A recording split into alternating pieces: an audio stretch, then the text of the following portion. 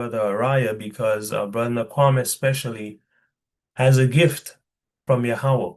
You understand? To understand Brother Araya because Brother Nakwame, sorry about that. He has a gift from Yahweh to understand these very deep precepts, man, and to be able to break things down, right? And he has the discipline to anyway, yeah, the discipline and the spirit from Yahweh to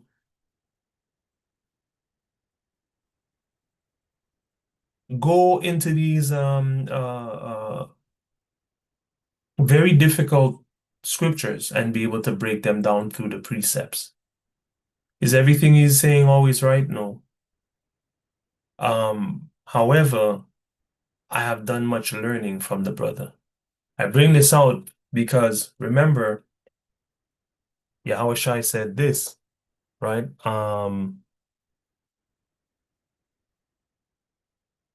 Said, do as they say, said the Pharisees sit in Moses' seat. So therefore do what they say. Remember, these are not the man's friends, eh? These are his enemies. These are the guys he's doing spiritual battle against daily. And he says they sit in Moses' seat. They acknowledge these guys have power, right? Spiritual power.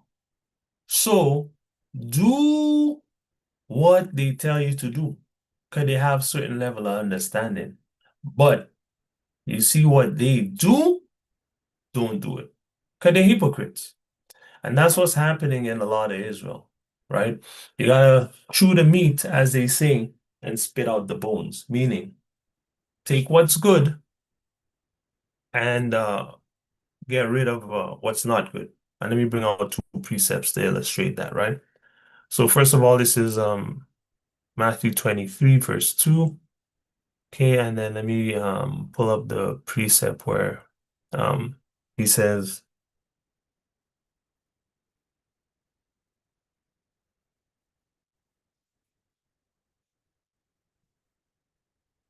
hold on to what's good.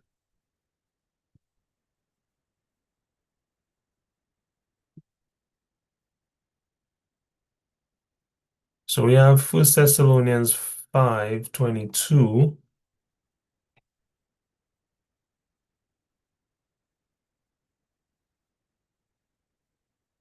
I'll go from 20.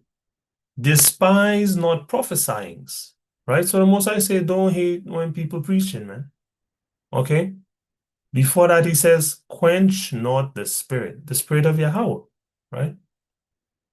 Despise not prophesyings, right? Here's the kicker. Prove all things, man. Okay? Meaning what? Israel always used this in the wrong context. Okay? Although we know that it is our responsibility to provide witnesses for the things we say, one, two, or three witnesses. When it says prove all things, here it doesn't mean that. It doesn't mean prove things by giving witnesses. It means this here. Test. So Yahweh tells you in First Thessalonians chapter 5, verse 21, test all things. So listen to these Israelites preach. Test all these things. If you find something good, the Most High say, hold fast that which is good. Okay? And when you're talking a bag of foolishness, abstain from even the appearance of evil. See that? So listen to the preaching and test it. Test the teaching, right? Dokimazo in Greek. Discern, examine. Okay. Let's see here.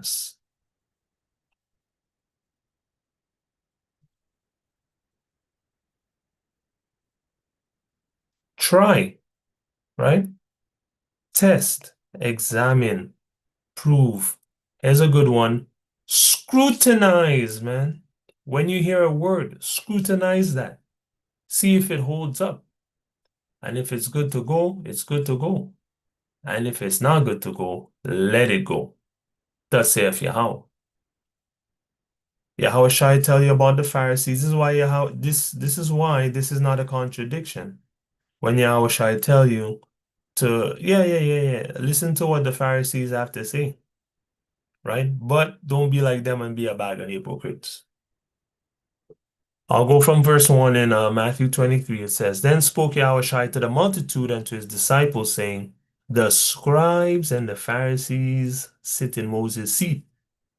All therefore whatsoever they bid you, observe that that observe and do, but do not you after their works, man. For they say and do not. Okay, mere hypocrisy. They bind heavy burdens and grievous to be borne, and they lay them on men's shoulders, but they themselves will not move them with one of their fingers, man. Okay? So they give you a bag of things to do, and they ain't doing none of that. Okay? The point being, you can obey a good teaching, right? But you don't have to live like the teacher. You can obey a good teaching, but you don't have to live like the teacher, okay? And yeah, in fact, do not live like the teacher unless they're practicing righteousness, all right? Because Paul also says, follow me. And I may have said the same thing, and this is exactly how I mean it. I don't care for people to follow me. I'm no one. But I will say this proudly, follow me as I follow Christ. So as long as you see me doing things that link up with Yahweh Shai, follow me in all those things. You see I doing something good, you know, that link up that is validated by Yahweh Shai, do the same thing. Okay, you're not following me, you're following Yahweh Shai, right? Paul says in 1 Corinthians 11:1, be you followers of me, even as I also am of Messiah, man. Okay? So, and I say the same thing to y'all. Follow me as I follow Messiah, right? If you see there's things I'm doing right, do the same thing, right? Use me and others following Christ as inspiration for you to do the same, right? Okay. So I had to kind of give that, I guess, disclaimer because you might hear a couple of things within this brother's lesson that's just off. And it is what it is, right? So let's watch, see if we can identify the good and hold on to it, and see if we can identify what's off and simply just let it go, right? Where is this lesson? There we go. There it is. All right.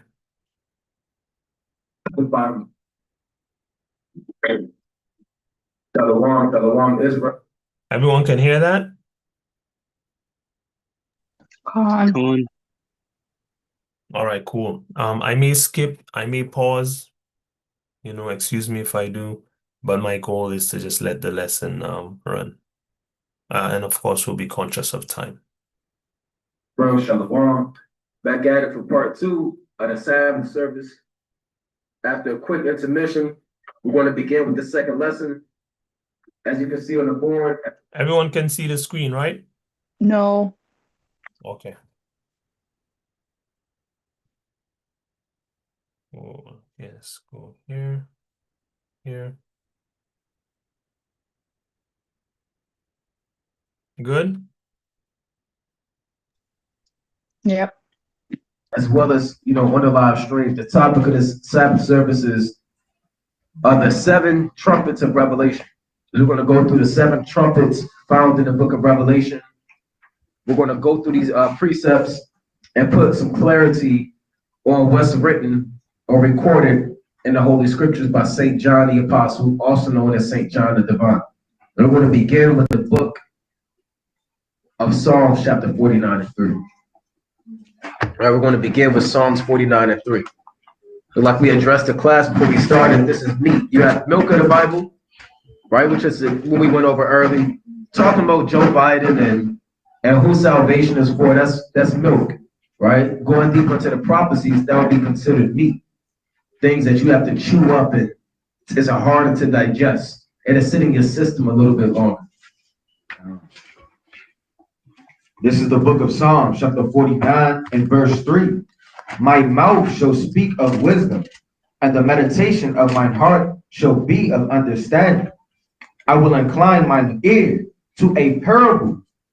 I will open my dark sands upon the heart. Right, so this is a dark sand. As we go, keep that in mind, because you're going to hear some things that sound off. It may sound strange, not off within the breakdown, but off as in things that may be odd. You may see a woman, a locust with woman hair. You may see a lamp burning, right? You may see a third part of water being destroyed, right? But it's all a dark sand, right? You may see a woman's hair flying in the wind, in this chapter, as we go through these chapters, and it may seem, well, why is that saying this? Well, why would the Lord? What's a dark saying? A dark saying is a mystery, something that has to be revealed or broken down through the light and the knowledge of the Most High. Right? So we have to do a disclaimer. The disclaimer as we go through these chapters, it is a dark saying and it's not literal. What we're going to read about is John describing futuristic events with the understanding that he had back then. If that makes sense. So if a caveman is trying to describe a laptop, don't expect him to say a monitor, hard drive, keyboard. He's not familiar with those terms. He may say a light, a screen of fire, right? He may say a metal, he may say a stone. I don't know how they would describe a keyboard, right? A glass with black dots on it. And you got to go and break it down, saying, what did he mean by that? Right, that pokey thing. Yeah, that pokey thing that they touching. And he touched it and it turned to fire. And now what do you have to do? Can you say, well, what is he talking? No, you got to break it down. Right. You got to put the pieces together and say, okay, look, he's talking about a laptop. He's got a touchscreen laptop. Then it's this. So that's what we're going to do when we go through the breakdown. It's the book of Proverbs, chapter 1 and verse 5. A wise man will hear and will increase learning, and a man of understanding shall attain unto wise counsel. To understand a proverb and the interpretation, the words of the wise and their dark sayings. Right, so these are words of the wise, like the brother bringing up, man. These are dark sayings. Right, all throughout the scripture, you got the parables, right, the metaphors, the allegories. All this is parabolic through the spirit, man. That's right. This is the book of Sirach, the 39th chapter, and verse. I'll read 2 and 3. Right, these are just preliminary precepts to add to your arsenal about dark sayings and mysteries. But it's also used to let you know what we're about to read about. It's not plain upon tables. All right, Sirach chapter 39 and verse 2. He will keep the saying of the renowned men, and where subtle parables are, he will be there also. He will keep the secrets of grave sentences and be conversant in dark parables. So you want to be, people are conversant now about sports. They're conversant about who's going to win a Super Bowl. They're conversant about the stats in everybody's team. They're conversant about what liquor has the highest proof, right? We want to be conversant in dark parables. It should be an easy conversation going over the dark parables. That's what wise men do. They go over the parables and they make it plain that the people can understand. It's the book of Hosea, chapter 12 and verse 10. I have also spoken by the prophets, and I have multiplied visions and used similitudes by the ministry of the prophets. Right? So the prophets, certain things are not going to be plain upon tables, man. Right? Read Daniel the 7th chapter. Right? And you got to have the spirit to break that down. Those things are literal. So when we going through the parables and the prophecies, hey, you got to understand that the Lord used similitudes. That's right. So brothers understand that? So let's proceed with the lesson. So let's go to Revelation. We're going to kick it off with chapter 9 and 1. This is the book of Revelation, chapter 9 and verse 1. And the fifth angel sounded, and I saw a star fall from heaven unto the earth, and to him was given the key of the bottomless pit. Right. So it says the fifth angel sounded. So that means there has to have been a fourth angel that sounded, a third angel that sounded prior, then a second angel, and the first angel sounded, right? If this is the fifth angel sounding, you have 7 angels that were given 7 trumpets. All right. We're going to read about these 7 angels given these 7 trumpets in the previous chapter, in Revelation chapter 8. In order to go break down 9, you have to go through 8. So let's go to Revelation 8 and 1 and read about the 7 trumpets. This is the book of Revelation, chapter 8, verse 1. And when he had opened the 7th seal, there was silence in heaven about the space of half an hour. Right. And there's how many seals? 7 of them. Right. That's found in Revelation 5. Let's get that in Revelation 5. I believe we want 5. If I'm not mistaken. This is the book of Revelation, chapter 5, and I'm going to start at 5. And one of the elders said unto me, weep not, behold, the Lion of the tribe of Judah, the root of David, hath prevailed to open the book and to loose the 7 seals thereof. David, weep not, behold, the. This is the book of Revelation, chapter 5, and I'm going to start at 5. And one of the elders said unto me, weep not, behold, the Lion of the tribe of Judah, the root of David, hath prevailed to open the book and to loose the 7 seals thereof. Right. So you see that Yahweh Shah, he's the only one that can open up these seals. Each seal is contains certain prophecies, certain things that will happen in the future. What we're reading about is the 7th seal, the final seal that will be opened. Once the 7th seal is opened, you have these 7 trumpets that will begin to sound. The 7 trumpets will not sound until the 7th seal is opened. All right. So let's read about this. The 7th seal is the end of the world. And I'm not talking about the time we live in there right now. I'm speaking about right before Yahweh Shah returns. The peak of World War III. As bombs are dropping, missiles are dropping. This is right before Yahweh Shah returns. All right. This is the book of Revelation, chapter 8, verse 1. And when he had opened the 7th seal, there was a silence in heaven about the space of half an hour. And I saw the 7 angels which stood before God, and to them were given 7 trumpets. And another angel came and stood at the altar, having a golden censer, and there was given unto him much incense, that he should offer it with the prayers of all the saints upon the golden altar. Everyone can hear me still? Yeah. Con. All right. Just bear with me a second, okay? Anyway, I'm gonna run the video, but I want to try to run downstairs and grab some better pens and stuff for me to get notes, because these ones I have are not working. All right, so bear with me.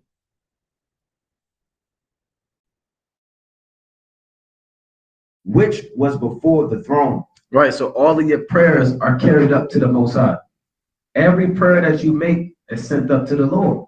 There are angels that record your prayers and they bring it up to the Lord. All right. Let's go to Tobit 12 and 15.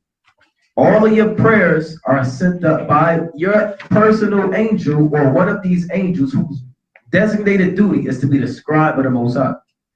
Right. Remember, this is the Most High's house, his military. He got soldiers for war. He got soldiers to cause famines. He has scribes. He has recorders. You know? It's the book of Tobit, chapter 12 and verse 15.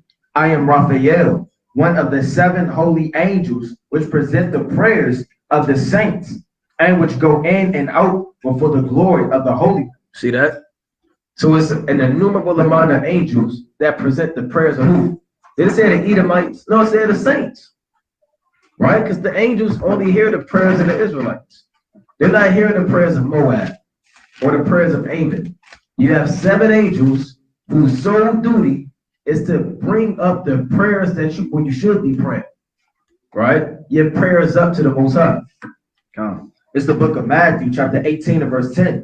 Take heed that ye despise not one of these little ones. For I say unto you that in heaven their angels do always behold the face of my Father which is in heaven. So it's saying straight like that, you have an angel that always watches over, is always beholding your face, and always hears your prayer and brings it up to the third heaven. That's right. And do brothers know what time these angels bring up your prayers? 3 p.m.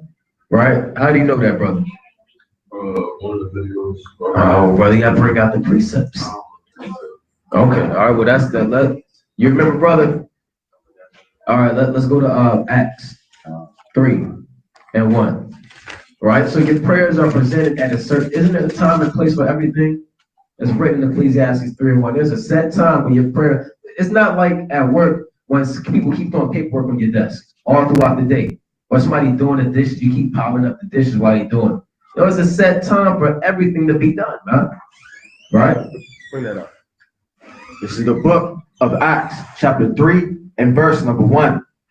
Now Peter and John went up together into the temple at the hour of prayer, being the 9th hour. Straight like that. The hour of prayer is the 9th hour. Does that mean 9 a.m. or 9 p.m.? No. Remember, this is dealing with the time of the Romans. The 9th hour is 3 p.m.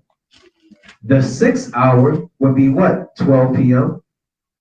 The 3rd hour would be 9 a.m. All right? So the 9th hour would be 3 p.m. That's like that's when your prayers are presented at 3 p.m. That's why we always encourage brothers, make sure you can pray all throughout the day. You're supposed to. But chiefly at the hour of prayer in the ancient times, you had the sacrifice that was given. Yahweh Shah was taken up at the hour of prayer. In the spirit world, so we present our prayers to Yahweh in the name of His Son Yahweh Shah. Chiefly, the angels are going to do that at 3 p.m. So we want to focus on that. It's the book of Psalms, chapter 141 and verse 1. Lord, I cry unto thee, make haste unto me, give ear unto my voice when I cry unto thee. So David beseeching the Lord, and give ear when I cry unto thee. Let my prayer be set forth. If you crying out to the Lord, you want to be heard immediately. Just like the hour of prayer, it gets sent up, right? At 3 p.m. So he's crying unto the Lord, saying, let my prayer be set forth before thee as incense, and lifting up my hands as the evening sacrifice. And I'm going to link that up, right, with the book of Numbers, right, going into what the brother was just saying, during the evening sacrifice, right? It's the book of Numbers, chapter 28, right, and I'm going to start at verse, let me see that one, 4. Yeah, I'm going to start at 2. Right, this is the book of Numbers, chapter 28, verse 2. Command the children of Israel and saying to them, my offering and my bread and my sacrifices made by fire for a sweet savior unto me shall ye observe and offer unto me in their due seasons. And thou shalt say unto them, this is the offering made by fire, which ye shall offer unto the Lord, 2 lambs of the first year without spot day by day for a continual burnt offering. The 1 lamb shall be offered in the morning, and the other lamb thou shalt offer at the evening, right? And that's going into what? The evening sacrifice. And our Lord knew that. And our Lord, like the brother was bringing out, he was delivered up, you know, and slain during the evening sacrifice. That's right. When Yahweh Shah was on the cross from the 6th hour to the 9th hour. Let's go to Matthew 27 and 42. Right? Because Yahweh Shah is the evening sacrifice. That's why they wanted to get his body off the cross before the sun went down. Right?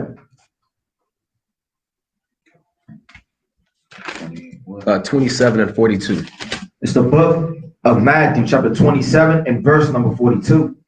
It says, he said of others himself, he cannot save, and he be the king of Israel. Let him now come down from the cross, and we will believe him. Right? That's Satan tempting the Lord again on the cross. He trusted in God. Let him deliver him now, if he will have him. For he saith, I am the Son of God. The thieves also, which were crucified with him, cast the same in his teeth. Now from the 6th hour, there was darkness over all the land until the 9th hour. Right. And about the 9th hour, Hamashiach cried with a loud voice, saying, Eli, Eli, lama shalamathna, that is to say, my God, why hast thou forsaken me? See that? So he was crucified from the 6th hour to the 9th hour. From 12 p.m. he was on the cross up until 3 p.m. At 3 p.m. he gave up the ghost. He said, my God, why hast thou forsaken me? Because that's written in Psalms 22:1. He had to fulfill what was written, and he was in the flesh. So he was delivered up, right? And then he was crucified at 3 p.m. because he's the ultimate sacrifice. That makes sense, brothers? All right, let's go to Luke 1 and 10. Right? John the Baptist had a father named Zacharias. He was of the course of Abia, whose job in his course was to light the incense in the temple. This is the book of St. Luke, chapter 1 and verse 10. And the whole multitude of the people were praying without the time of incense. And there was appeared unto him an angel of the Lord standing on the right side of the altar of incense. Straight like that. That links directly up with Psalms 141, 1 and 2. Right. At the hour of prayer in the time of incense, the prayer was heard and the angel came down. Same thing. If we were to get Acts the 10th chapter when Cornelius prayed, Acts 10, 1 through 5, the angel came down at the 9th hour and said, thy alms and thy prayers are come up for memorial before God. All right, let's actually get it. And this is, we're going into this because Revelation chapter 8 speaks about our prayers that are ascending up into the third heaven, and the angels, they record your works and bring those works up to the Most High at that time. That's why it's like in Job 2:1, it says, and there was a time where when the sons of God came to present themselves before the Lord. That's at a set time of the day. It's the book of Acts, chapter 10 and verse 3. He saw in a vision, evidently about the 9th hour of the day, an angel of God coming in to him and saying unto him, Cornelius. Straight like that. He prayed at the 9th hour, an angel came down and said, Cornelius. And there's other precepts, but brothers should understand the point. Elijah called fire down from heaven in 1 Kings 18:36 on down at the 9th hour. In Daniel, the 9th chapter, Gabriel appeared before Daniel at the 9th hour. When you read the book of Judah, they all prayed together for the saving of Israel at the 9th hour.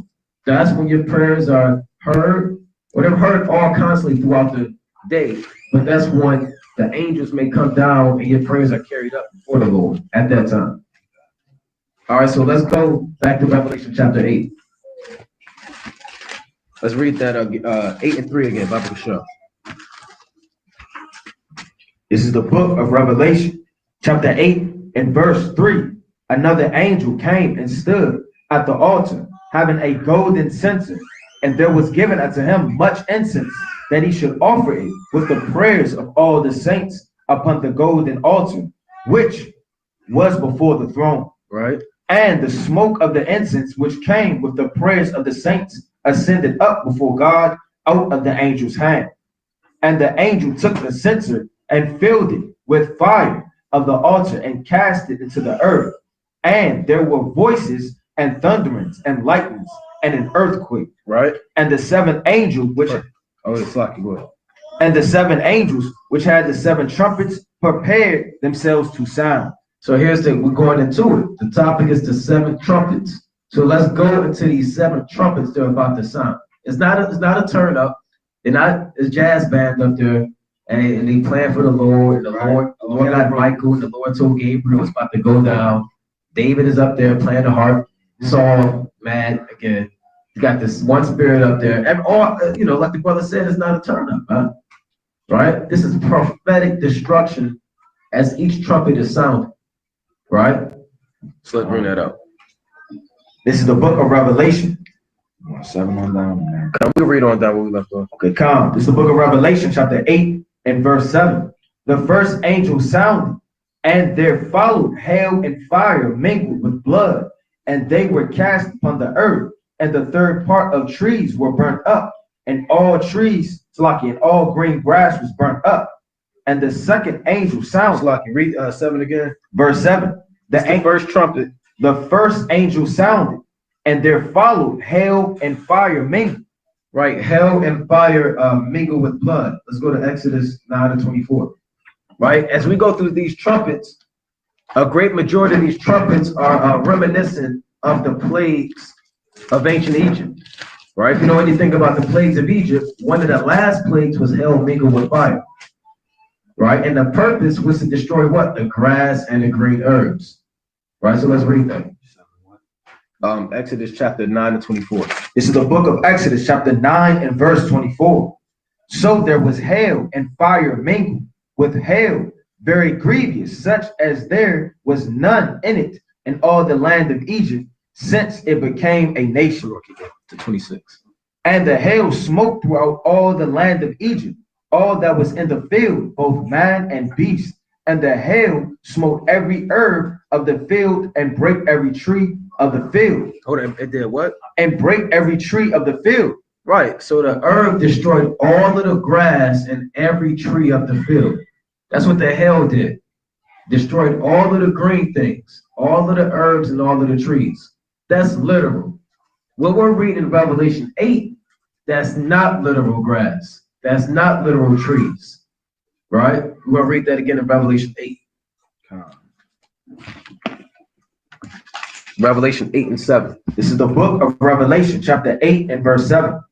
The first angel sounded, and there followed hail and fire mingled with blood, and there were cast upon the earth, and the third part of trees was burnt up, and all green grass was burnt up. Right, so trees and grass is parabolic for men. All right, let's go to that. Let's go to Isaiah 2 and 13. Actually, let's go to 1 Peter 1 and 24. And the third part, it just means a complete amount. We want to go through that as well. But to prove that this grass is not literal grass, this is all men. This is the book of 1 Peter, chapter 1 and verse 24. For all flesh is as grass, and all the glory of man as the flower of grass. The grass wherein, and the flower thereof falleth away. That's plain. All flesh is grass. Is that literal? No, that's just us being metaphorically referred to as something that's here for a short time and is gone with the breath of the Lord. All flesh is grass, right? Let's go to Isaiah 40 and 7. So the grass and the trees burnt up represents men that's not protected by Yahweh in those last days. The 2/3 will be the grass and the trees. The military of the nation will be the grass and the trees. Only the elect are going to be delivered from these plagues. Just like ancient Egypt. When the plagues hit, who was delivered? Us. Right? Our forefathers. Who wasn't delivered? The heathen. 2/3 of our people are heathen, and you have actual heathen as well. Here's another precept for grass. This is the book of Isaiah, chapter 40 and verse 7. The grass withereth, the flower fadeth, because the spirit of the Lord bloweth upon it. Surely the people is grass. You can't, that's plain. Said the people is grass, right? James 1 and 10. So all flesh is grass, the people is grass. So add these precepts to your arsenal. When brothers are breaking these things down, they have to have precepts. If somebody's saying that this is speaking about something in Revelation and they don't have precepts, they're liars. Straight up, right? The Most High said, through thy precepts I can understand it, therefore I hate every false way. That's Psalms 119 and 104. If they saying, well, I'm gonna break down Revelation by showing you a movie scene, then you don't pay that brother no mind. Or they opening up things outside of the Bible to break things down throughout the scriptures.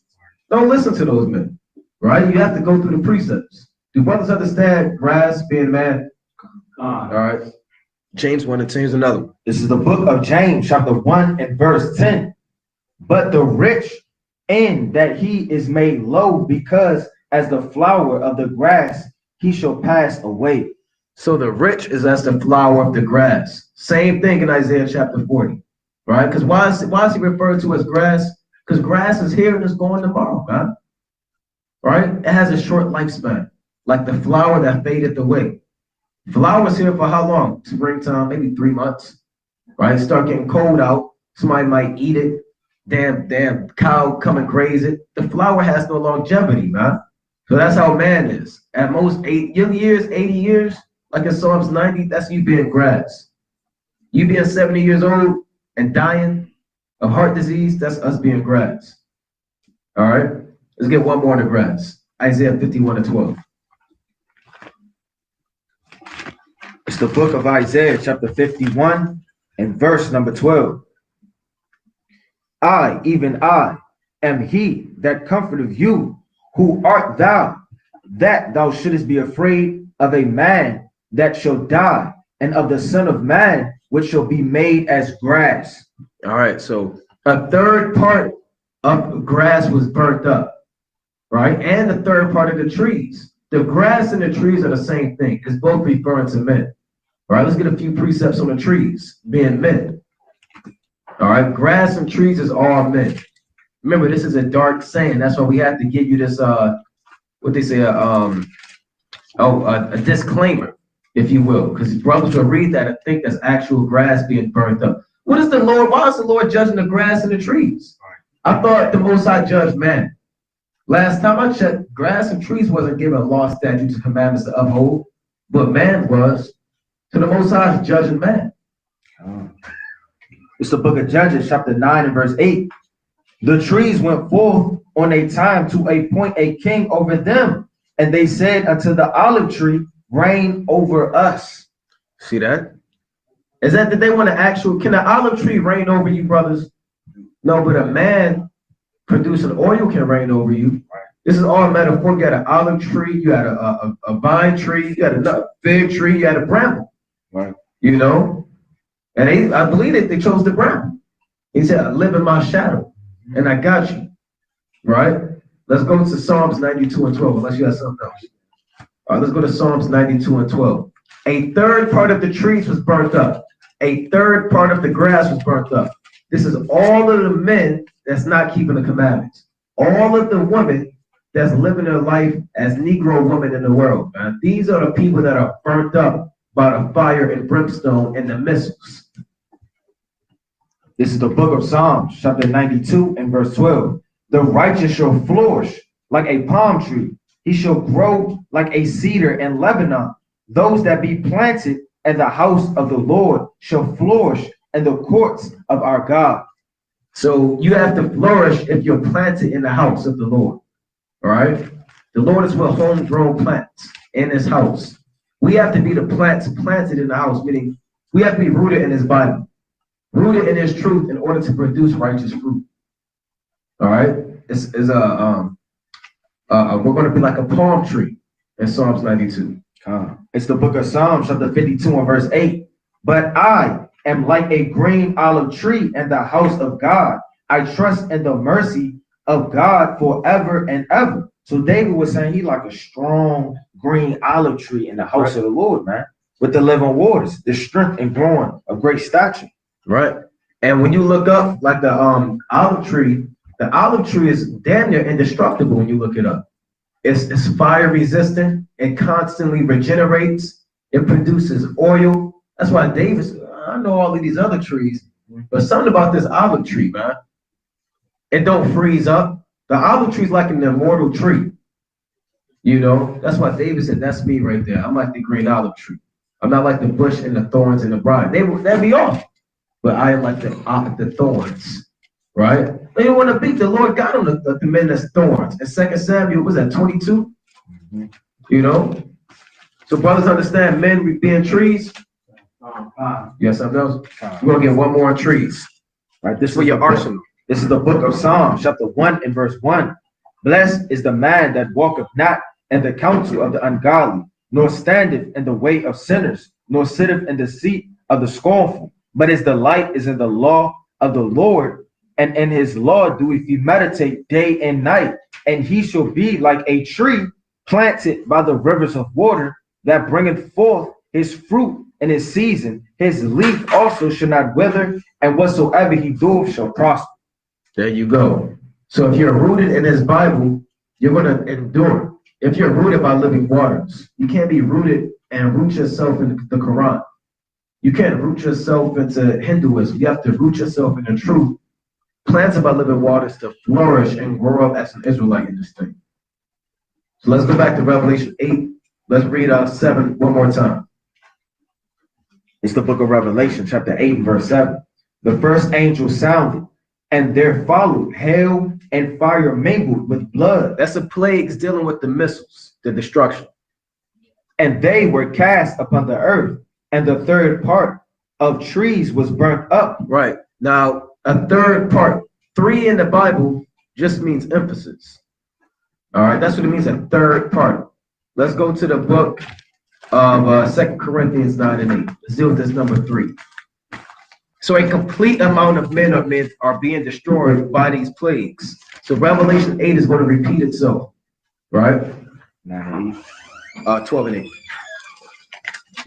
This is the book of 2 Corinthians, chapter 12 and verse 8. For this thing I besought the Lord thrice, that it might depart from me. So Paul prayed. Paul didn't pray one time. How come Paul didn't pray twice? Why did Paul pray 3 times? Because 3 is emphasis. That's the third part, a complete amount. Yes, I love it. It's the book of St. Luke, chapter 13, right? And I'm going to start at verse 7. Then said he unto the dresser of his vineyard, behold, these 3 years I come seeking fruit on this fig tree, and find none. Cut it down, why cometh it to the ground? That's not talking about man could just have 3 years of being wicked, being slothful, being fools, and after that 3rd year, the Lord's going to get you, man. Right? Jacob wait to the last moment. I got 3 years. Right? I got a little bit more time. I can kind of do my thing. I got a little grace period. I can measure this thing. No, 3 is a number of completion. Right? A brother may have a little bit more mercy than the other brother. A brother can get snatched out next week, man. That's right. That's right. So 3 is just completion. They call it the rule of 3. I believe Esau called it the rule of 3. Let's go to Revelation 16 and 19. Here's another precept with a third part, right? This is plain upon tables, these precepts. This is the book of Revelation, chapter 16 and verse 19.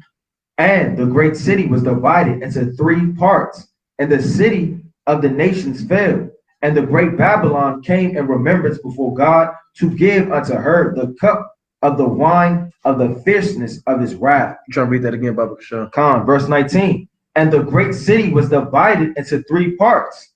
So when the Lord destroys America, is he going to only divide into 3 parts? Or is it going to be completely destroyed? It's going to be completely destroyed by fire and brimstone. But it's metaphorically saying it was divided into 3 parts, right? So brothers should understand that. The third part just means a complete amount. It's used the same way as the number 7 in the Bible. But 7 is a little bit more perfect. 7 is perfect. 7 is complete and 3 is complete, but 7 is perfect. All right? That's how these numbers work throughout the prophecies and throughout the scriptures. It's the book of Numbers, chapter 15, verse 41. I am the Lord your God. That's what? Which brought you out of the land of Egypt to be your God. I am the Lord your God. 3 times. I told you, perfection, man. That's right. 3 times, straight up. How many times did the Lord call Samuel? For God. That's what? Throughout the prophecies and throughout the scriptures. It's the book of Numbers, chapter 15, verse 41. I am the Lord your God. That's what? Which brought you out of the land of Egypt to be your God.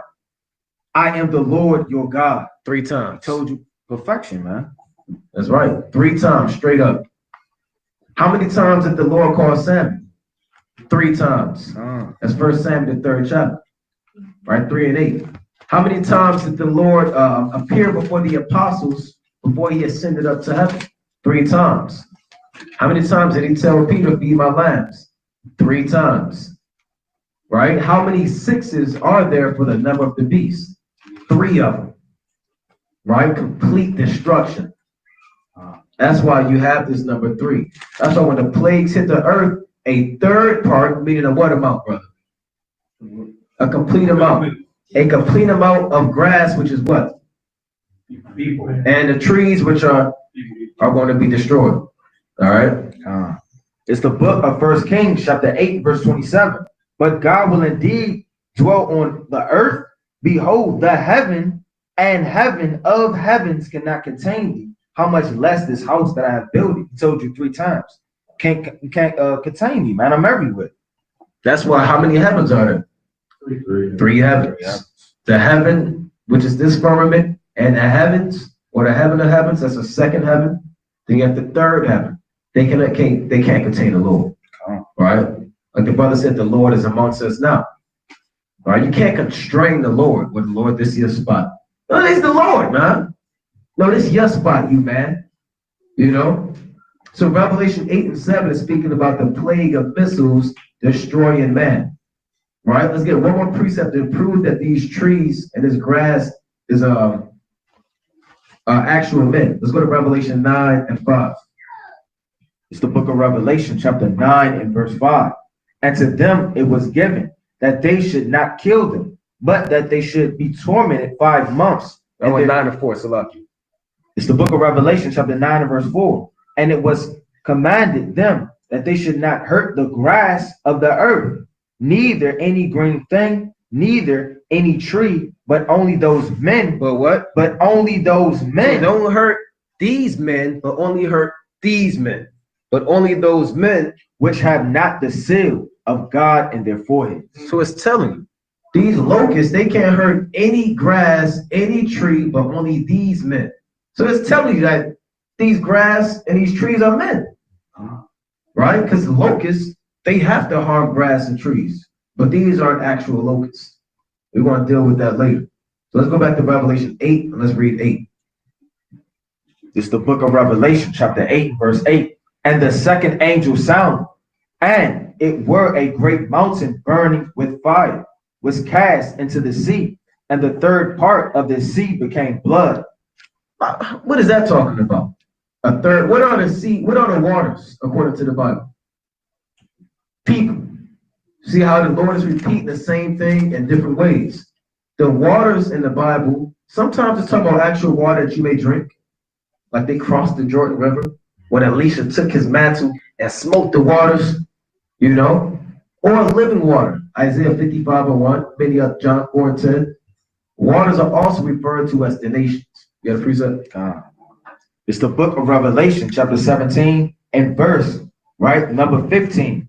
And he saith unto me, the waters which thou sawest, where the whore sitteth, are peoples and multitudes and nations and tongues. That's straight like that. See, yeah, the precepts, this is how you break it down, going through the precepts, man. What if we just made it up? Said, just believe us, man. Right? Because we WFI, you gotta believe what we say, man. Right? You would be a fool, man. Y'all supposed to question us. And if we going through a breakdown, we're not pulling no precepts, you gotta say, look, I ain't hear no precepts, man. Now, if we don't have the precepts, look, we're gonna say, look, we just made that up. And you're gonna say, well, look, I can't deal with y'all. So we say, all right, look, that's fine, we respect that. Right? But if we're going through the precepts, then it is what it is, man. Let's go to Psalms 18 and 4.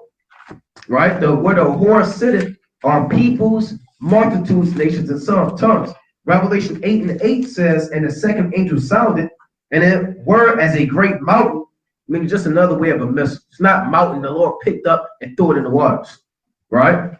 Burning with fire was cast into the sea, and the sea is telling you, right? The nations. And a third part of the sea became blood. Who's the third part of the sea, brother? That don't have what?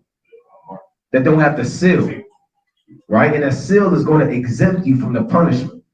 So either you can be the third part of the sea, or you can be a third part of the grass, or the third part of the trees.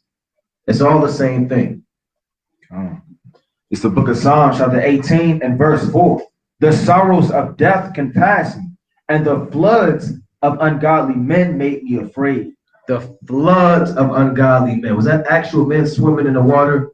No. Just the military of the so-called white man David saw in the future was overwhelming our people. All right, so the floods are referred to as waters or a people, right? And the waters are referred to as people. Let's get another one. Let's go to the book of, let's get Isaiah 17 and 15.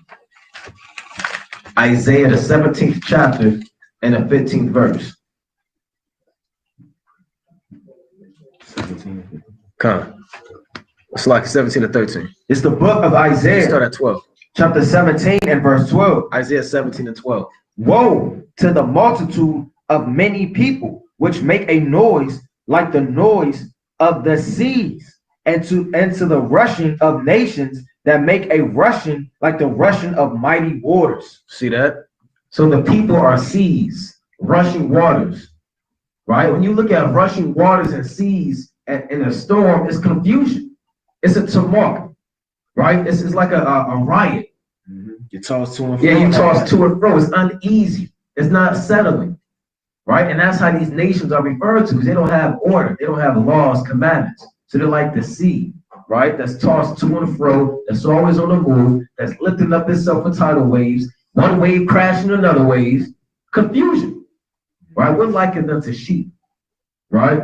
We're likened unto peaceable things. With wisdom, the nations are likened unto grass and all types of things that fade away. You know? So brothers understand that? Let's go to Revelation 8 again. You're breaking it down. You can add these precepts to your arsenal too, man. It's the book of Revelation, chapter 8, verse 8. And the second angel sounded, and it were a great mountain burning with fire, was cast into the sea, and the third part of the sea became blood. Right, you can go on. And the third part of the creatures which were in the sea and had life died, and the third part of the ships were destroyed. Same thing, right? The Navy, the people that's in the ships when World War III kick off, the admirals, the seamen, the Coast Guard, all of these men are going to be destroyed. You know? In the sea and had life died, and the you understand that? Let's go to Revelation 8 again. You're breaking it down. You can add these precepts to your arsenal too, man. It's the book of Revelation, chapter 8, verse 8. And the second angel sounded, and it were a great mountain burning with fire, was cast into the sea, and the third part of the sea became blood. Right, you can go on. And the third part of the creatures which were in the sea and had life died, and the third part of the ships were destroyed. Same thing, right? The Navy, the people that's in the ships when World War III kick off, the admirals, the seamen, the Coast Guard, all of these men are going to be destroyed. You know? And the third angel sounded. So we went through the first trumpet, which is destruction, the second trumpet, which is destruction. Let's see if something's different. Verse 10. And the third angel sounded, and there fell a great star from heaven, burning as it were a lamp, and it fell upon the third part of the rivers and upon the fountains of waters. Right? So it says a great star fell from heaven. Is that talking about a meteor and maybe an asteroid? No. What's it talking about? A missile. A great star. How do you know it's a missile? That's all right, brother. Well, now you know. Next time we out there, they're going to ask you, brother. You're going to go through the precepts. All right, let's go to Revelation chapter 6. I'm going to give you a few good precepts to show that the stars are referred to as missiles. Remember, John, he's on the earth. He's looking at these missiles, and he can't say that's an intercontinental ballistic missile with a nuclear warhead traveling at 400 miles per hour. Satan run. Satan too. And he don't know that, man. That's a star. He's writing it down. And he's trying to. What is that? You're moving too fast. And then I'm seeing this, and I'm seeing this. And he don't know what's going on. Nuclear warhead. Yeah, nuclear warheads. That's not a knock on John, but he just didn't know what was going on. Right? Real quick before we go to that, let's go to 2 Peter 1 and 20. Hey, the Lord said in Daniel 12:4 that knowledge shall be increased. You know, that's not speaking about the technology of the so-called white man all the time. That's also speaking about the understanding of the scriptures. 2 Peter 1 and 19.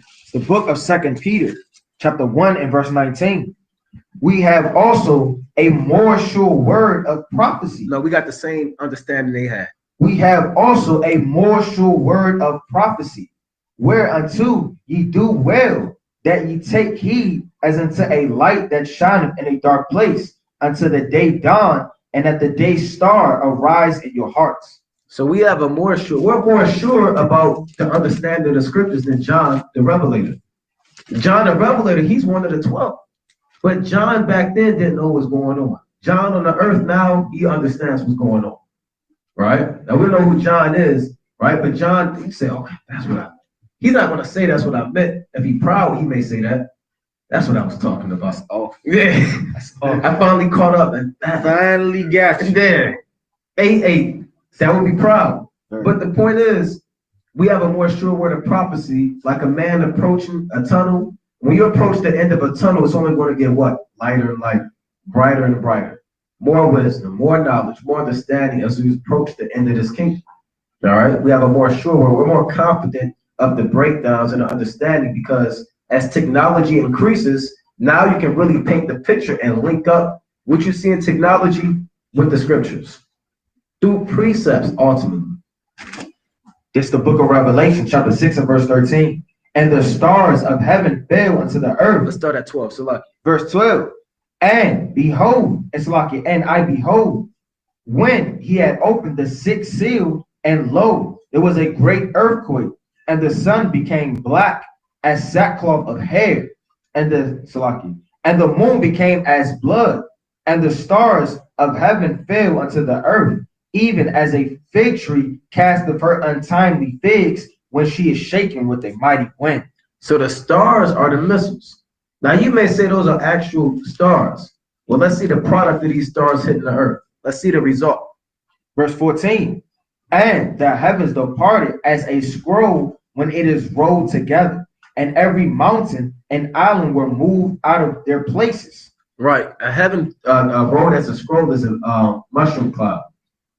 When you look at a mushroom cloud, you can see the top that looks like the mushroom, but it has the stem part, right? That's like a scroll or a piece of paper that you are rolled together, right? If I was to take this piece of paper, it's like you can the water, and roll it just to give Jake the visual, right? And roll it together, you would see the mushroom. You ever see a mushroom cloud? You see the mushroom, you got this part too, right? This is the scroll rolled together. All right, that's what he saw. He saw the mushroom cloud, which is the result of this star hitting the earth. You know? Verse 15. Yeah. All right, so the point is, that's what you can add to your arsenal, brother. Revelation 6, verses 12 through 14, as well as Matthew 24 and 29. It's another precept dealing with the star. Right? So this great star fell from heaven are the missiles. The plagues with the hail and the fire is the missiles. The wormwood we'll read about is all the missiles hitting the earth. It's the book of Matthew, chapter 24 and verse 29. Immediately after the tribulation of those days, Meaning as Jacob's trouble is reaching its closing period, shall the sun be darkened, and the moon shall not give her light, and the stars shall fall from heaven, and the powers of the heavens shall be shaken. see that? When the missiles hit the earth, the powers of the heavens are what? But what are the powers of the heavens? Different nations, the different kingdoms, the powerful nations, Russia, China, India, Iraq, Iran, Babylon the Great, the EU, they're going to be shaken, meaning destroyed when these missiles begin to fall and hit the earth. This is happening during the time of what seal? The seventh seal. What trumpet are we in? I believe we're reading about the fifth trumpet? The third. Right now we're reading about the third. Are you at a precept? Nah, I was gonna get that one. Okay, come on. All right, so let's go back to that.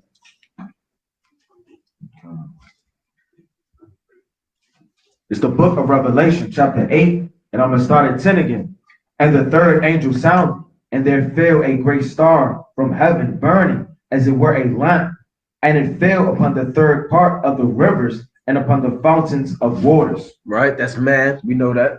And the name of the star is called wormwood, and the third part of the waters became wormwood, and many men died of the waters because they were made bitter.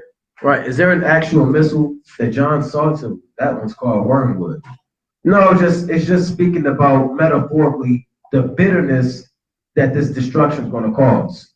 Wormwood is a bitter herb when you look it up. It's an actual herb, right? When you read the account about fathers in the wilderness, the waters were bitter, right, due to the wormwood.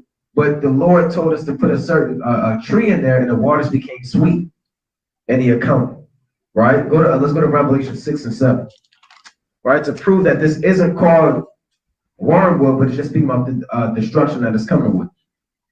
It's the book of Revelation, chapter 6 and verse 7. And when he had opened the fourth seal, I heard the voice of the fourth beast say, come and see. And I looked, and behold, a pale horse, and his name that sat on him was Death and Hell.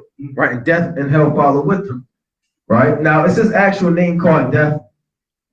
No, it's just speaking about the destruction that he's coming with. Just like this missile isn't actually called wormwood. It's just the amount of bitterness and pain it's going to cause when they hit the earth. That's all it's saying. You may have a brother that's so nice in football, they'll call him Mr. Football or football. And that, well, he is football, man. Look, I am rap music, right? You hear that, right? I am, what else they be saying? I am, It be like you salty. yeah. You see Not that? really salty. Right, it's the same thing, man. Right? And he shouldn't know that. Yeah, So if a brother say, look, I am football, does that mean he's a football? He's shape-shifted. What does that mean when he says he is football, brother? That means he dominates. He dominates. He dominates. If I say I am hip-hop, brother, rappers say I am hip-hop, man. What does that mean? Are they a soundtrack and a CD? What are they? You said what? They run it. They that dude in it, man. It is wormwood, man. It is pain. It is death, right? It is destruction. So the Lord called it wormwood. Remember, Jake broke this. This is written by Israelites, man. So it's going to be slang. It's going to be some hip talk in it. Like the brother did a mean cold cut on the slang and the hip talk, man. Right? So let's read that again, 8 and 11. Baba Kasha. It's the book of Revelation, chapter 8, verse 11. And the name of the star is called Wormwood. And the third part of the waters became wormwood.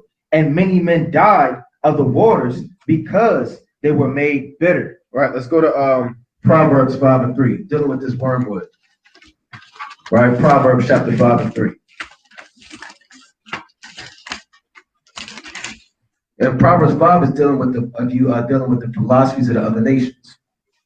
This is the book of Proverbs, chapter 5 and verse 3. But the lips of a strange woman drop as an honeycomb, and her mouth is smoother than oil. Right. But her end is bitter as wormwood, sharp as a two-edged sword. Her feet go down to hell. Her steps take hold on hell. See that? So what do you get at the end? You get hell, you get death, right? You get destruction by dealing with these heathen women, as well as these other philosophies of the other nations, which is talking about another level.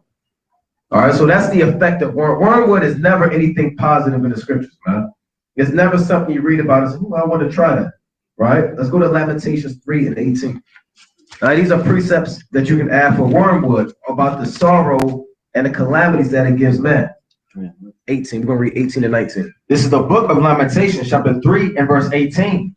And I said, my strength and mine hope is perished from the Lord, remembering mine affliction and my misery, the wormwood and the gall. See that?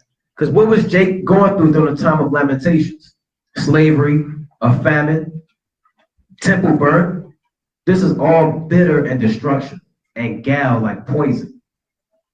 All right, let's go to Jeremiah 9, I believe we're on 15.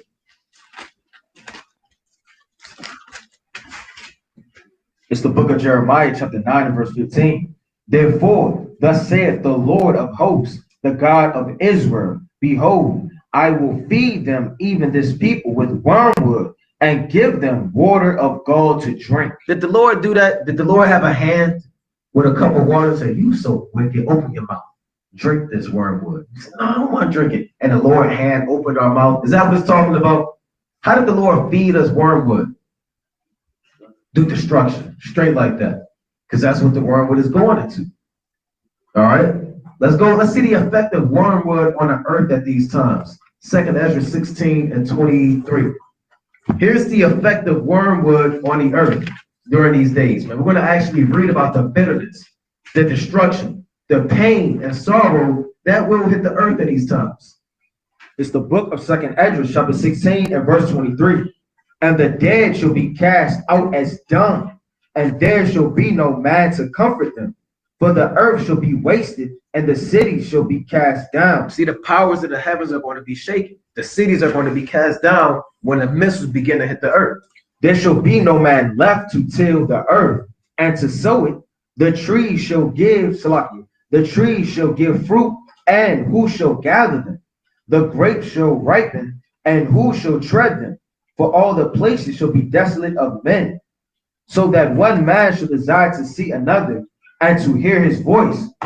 For of a city there should be Salakia, there shall be 10 men left, and 2 of the field which shall hide themselves in the thick groves of the clefts of the rocks.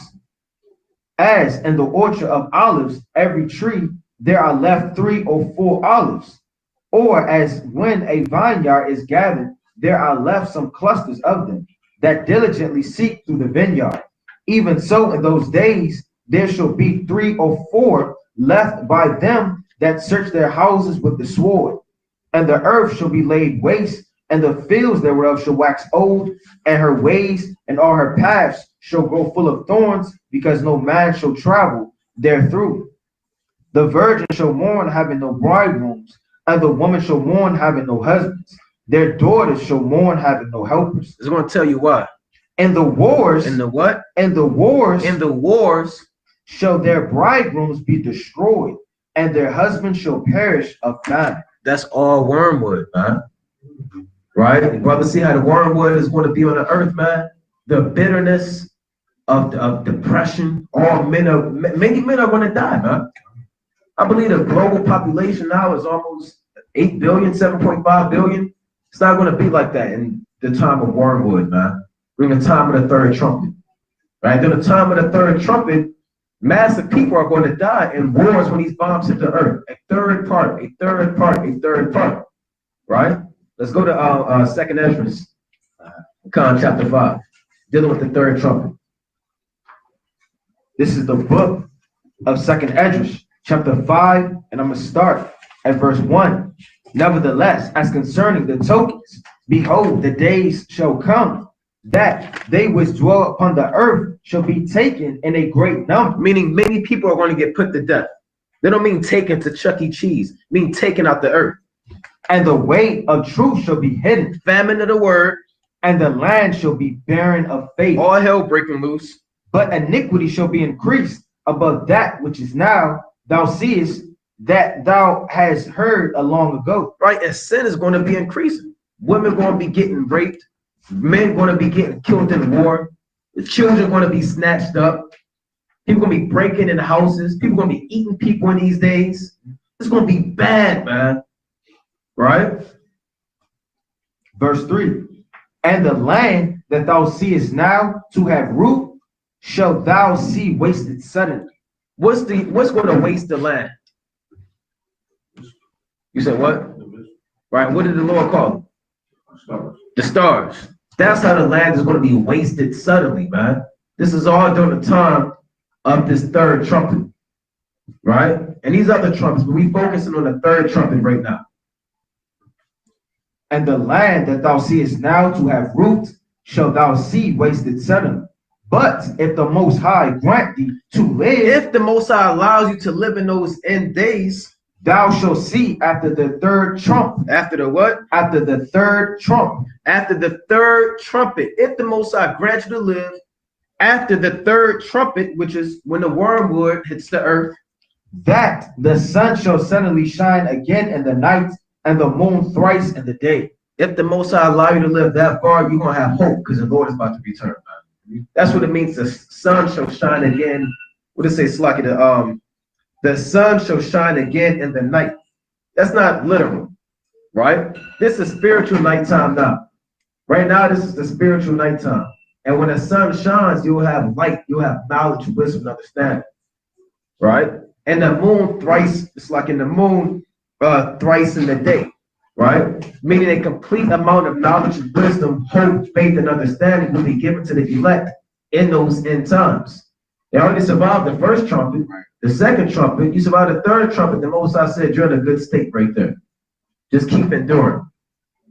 All right, so let's read after the third trumpet. Let's go back to Revelation chapter 8, and let's read, where we start off.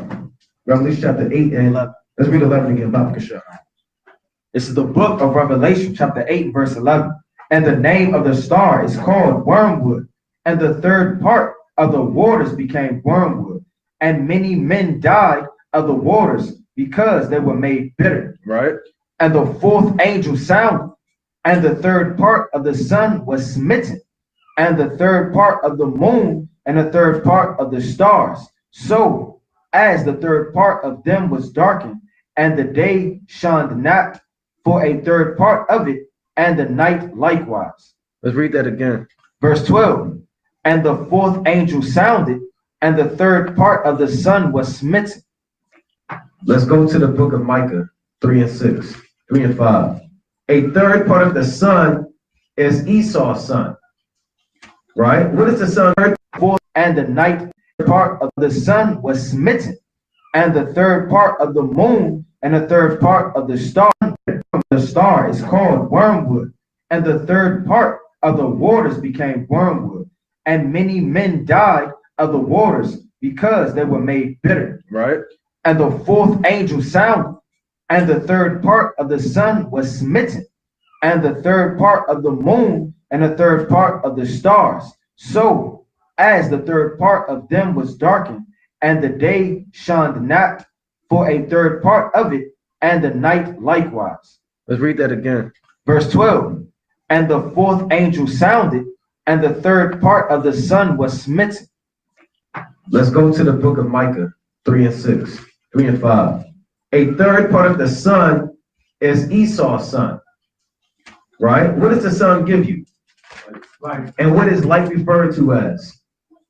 Wisdom. So a third part of Esau's wisdom is going to be destroyed, or how much? All of it. That's the third part of the sun, brother. That's right. That's the third part of the moon. That's the third part of the stars. Because the Lord just said, hey, look, it's about to be over after the third trumpet. You got a few more to go. The Most High allow you to live, you're going to have greatness. You're going to have the sun and the moon. You're going to have knowledge and wisdom. But Esau, his is going to go down the drain.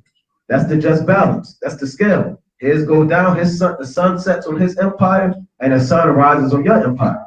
And we read that in 2 Peter 1, till the day dawn and the day star arise in your heart. So we're waiting for the sun to rise.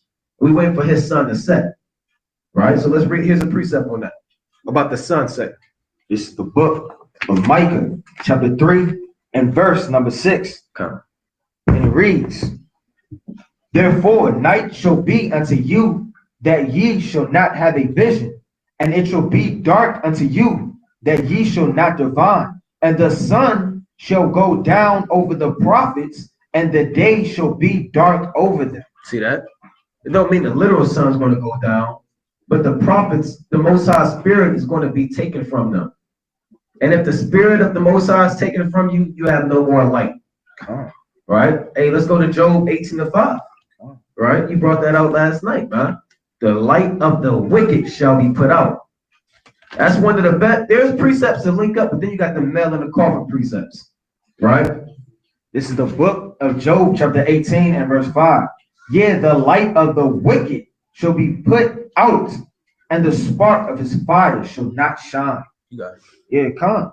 So the light of it, he's gonna be put out, utterly destroyed, man. The Lord gonna snatch his soul from him, man. Let's get the book of Proverbs, right? Chapter 20 and verse 27. And he's gonna snatch his soul from him, man. That's right. It's the book of Proverbs, chapter 20 and verse 27. And the spirit of man is the candle of the Lord, searching all the inward parts of the belly. So he's gonna straight up blow out his light, man. The light of this world, all these bright lights, right? His habitation and his spirit, he's gonna utterly destroy him. That's right. This is what Revelation 8 and 12 is making reference to. After the third trumpet, this man's kingdom is going down the drain.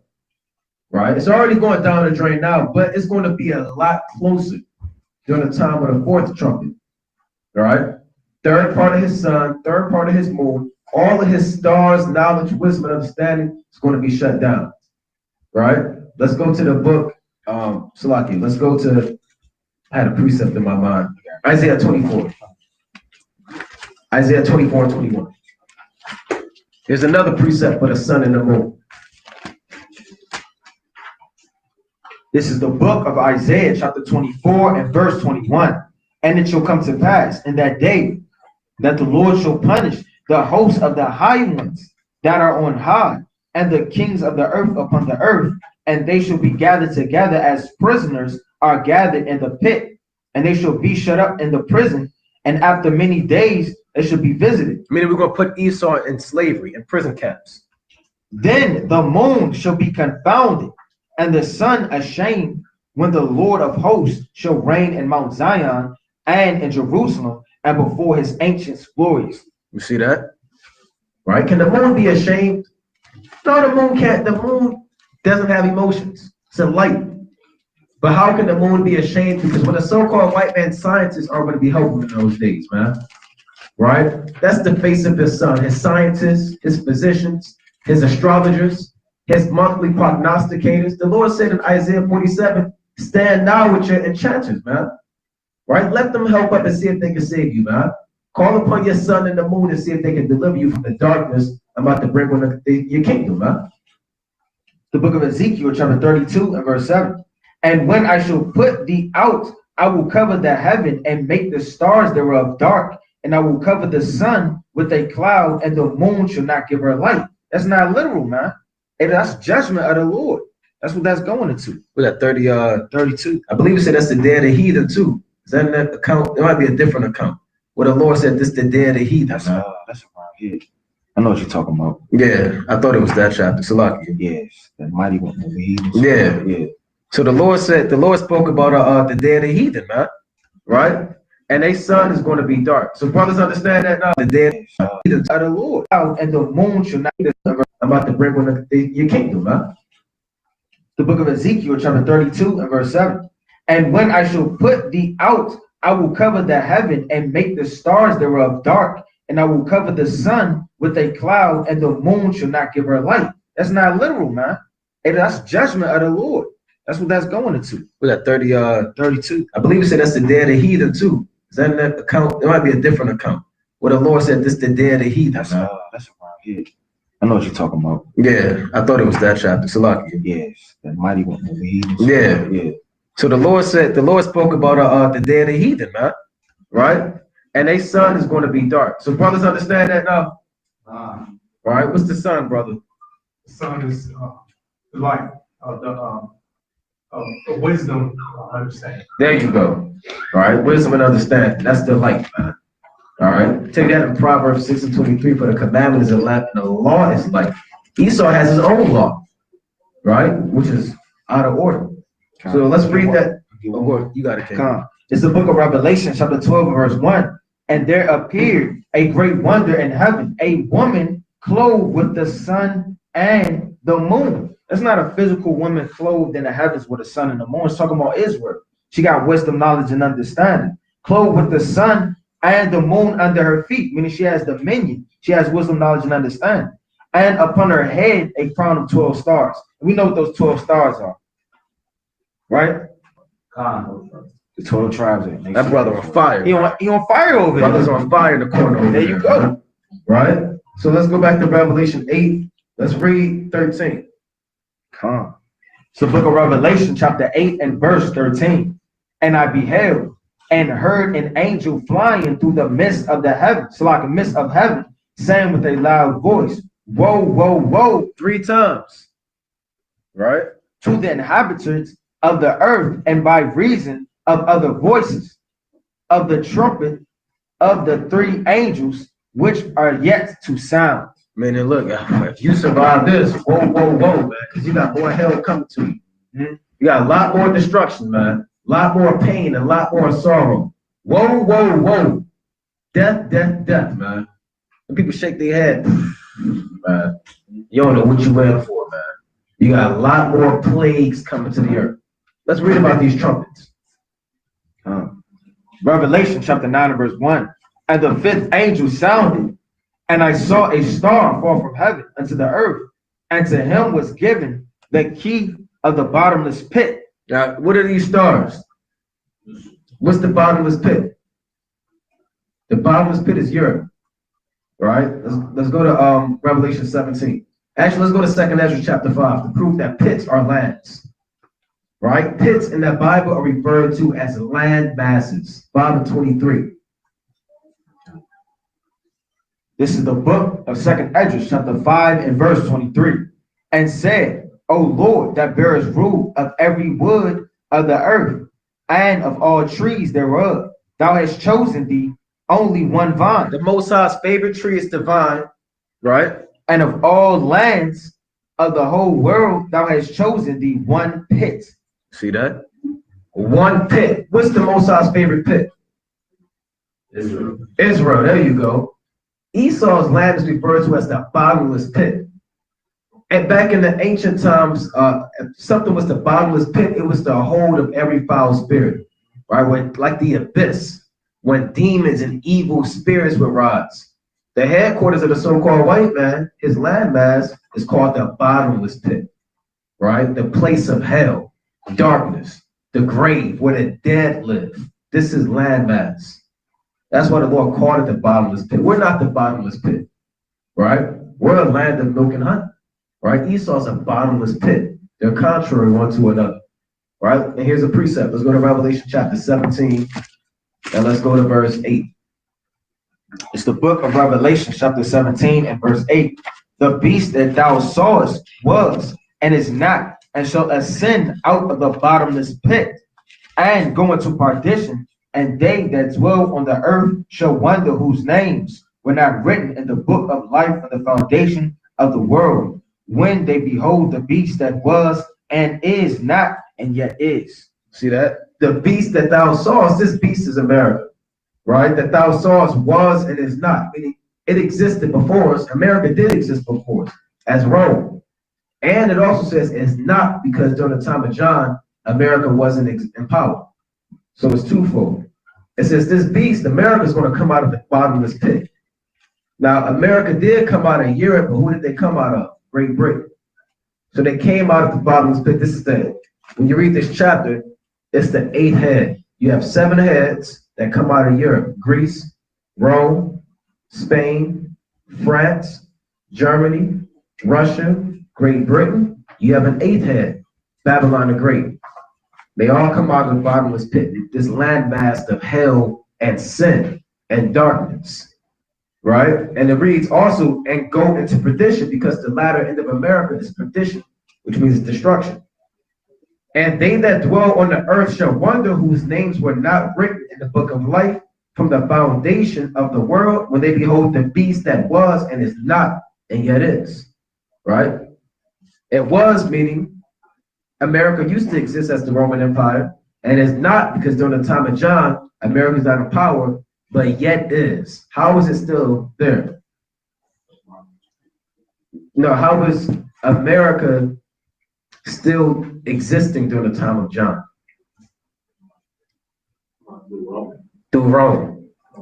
Through Rome, right? Through Rome. So that's how this beast was. And it's not, and yet is, because you're looking at it from 3 different places in history. From our place, it's not here anymore. It was. From John's time, it's not here yet. America's not here yet. But it yet is, because it's here during the Roman Empire. America is the Roman Empire all over again. Look at the architecture. Look at the Colosseum and the stadiums. Look at your college campus, right? Look how the Democrats and the Republicans, it's all the same thing. Right, the birds. Yeah, the bird, the eagle, like the king said. Yeah. Yeah, frat sororities. You know, same thing. Circus Maximus, when you got the gladiators fighting, UFC. It's all the same thing.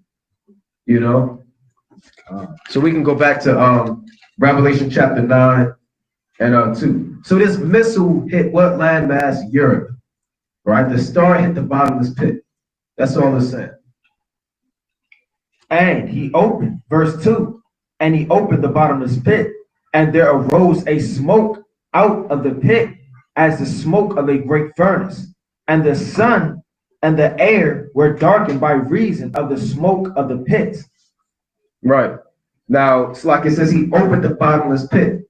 Now, the bottomless pit again is Europe, meaning they're about to get more involved in World War III, the EU, right? They're getting into this thing.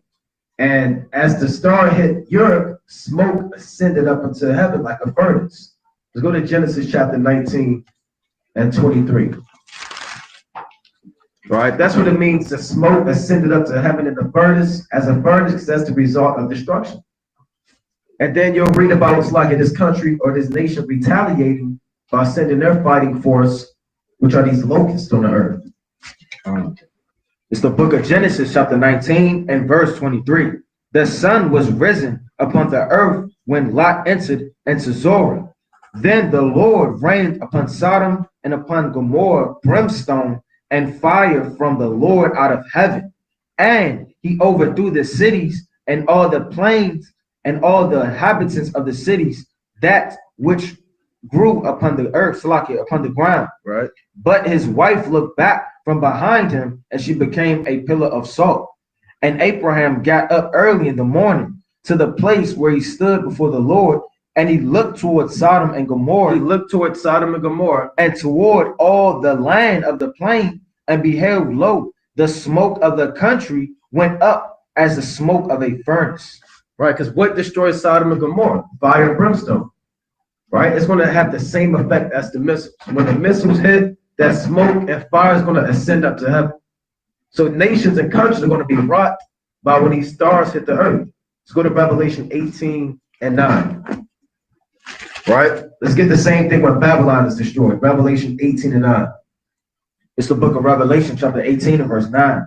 And the kings of the earth who have committed fornication and lived deliciously with her shall bewail her and lament for her when they shall see the smoke of her burning, standing afar off for the fear of her torment, saying, Alas, alas, that great city Babylon, the mighty city, for in 1 hour is thy judgment come.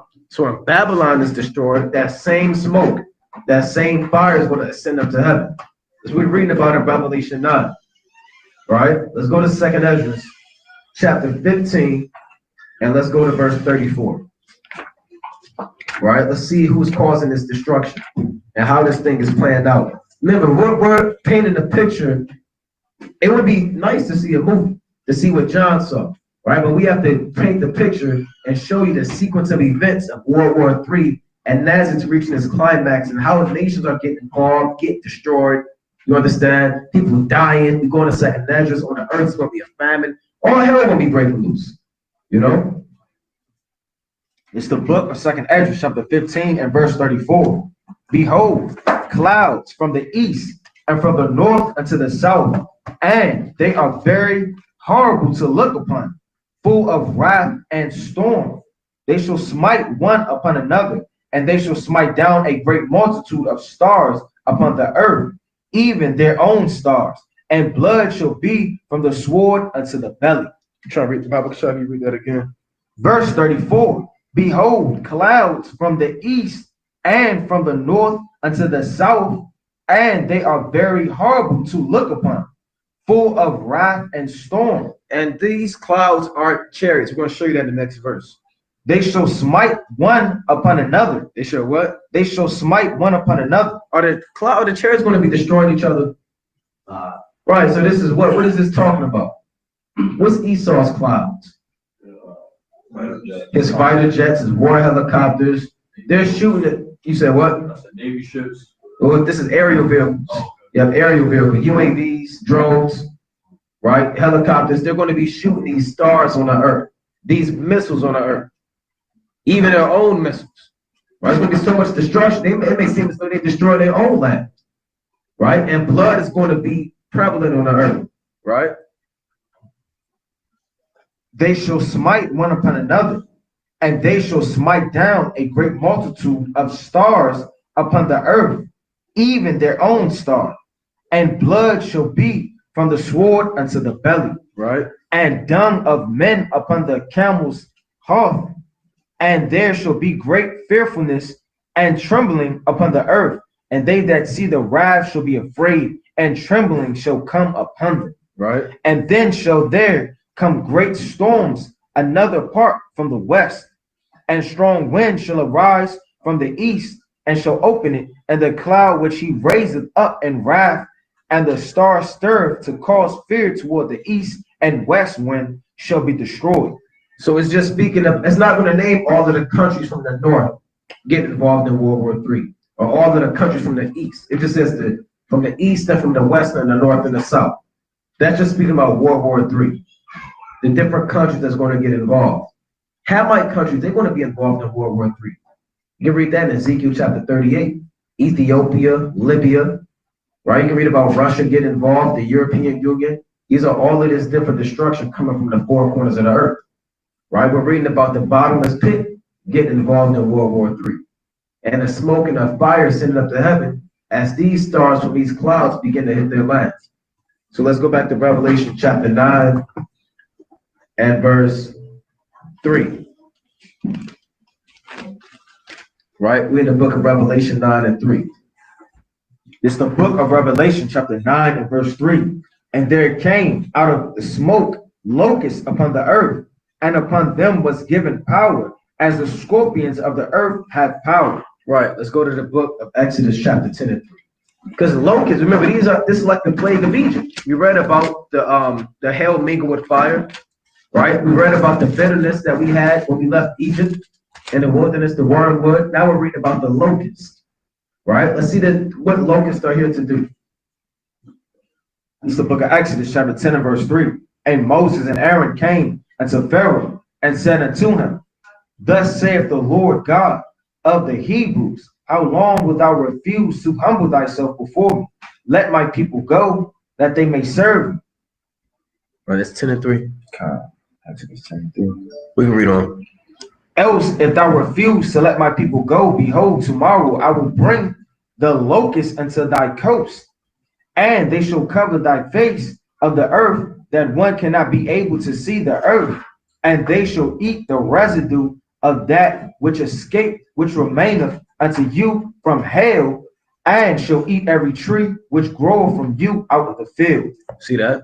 So remember, the hell mingled with fire in the time of Moses destroyed the grass and the earth, but it didn't destroy everything.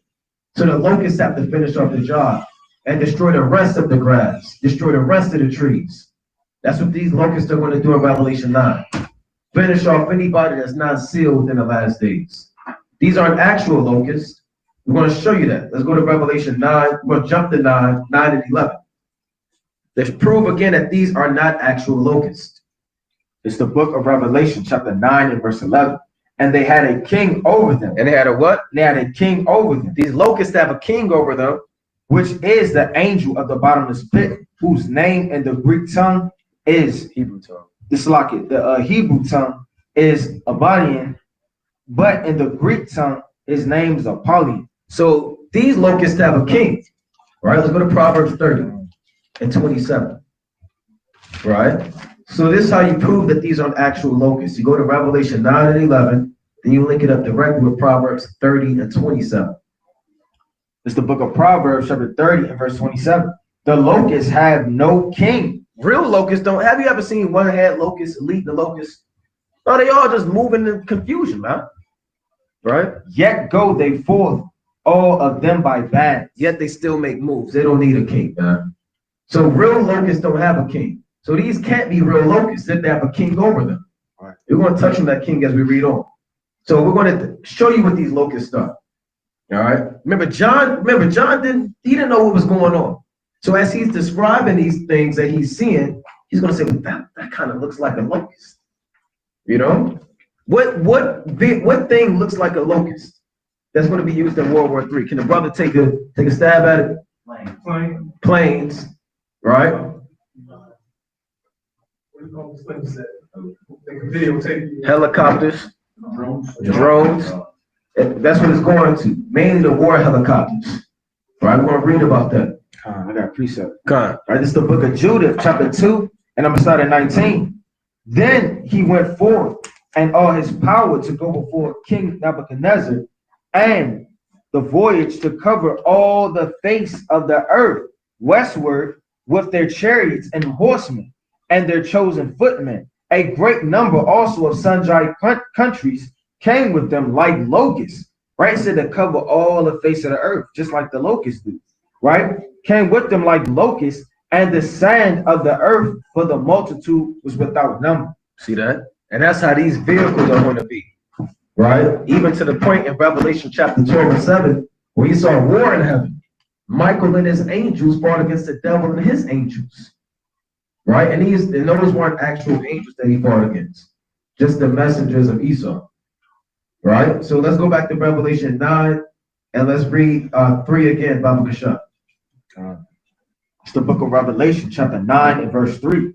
And there came out of the smoke locusts upon the earth, and upon them was given power, as the scorpions of the earth have power. Right. And scorpions don't immediately kill you. Right? The power of a scorpion is not to kill you with one sting. It's the scorpion's poison. It's a slow, painful death. Right? It's an agonizing death. That's how this destruction is going to be.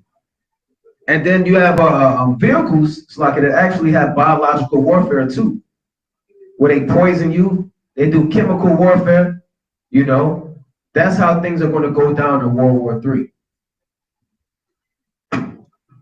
Verse number 4.